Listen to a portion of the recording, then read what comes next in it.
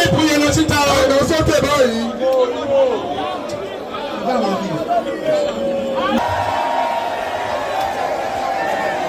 Senator Abiru as the candidate of APC Senatorial District East.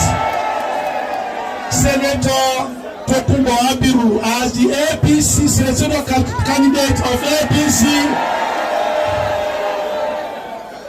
Thank you very much.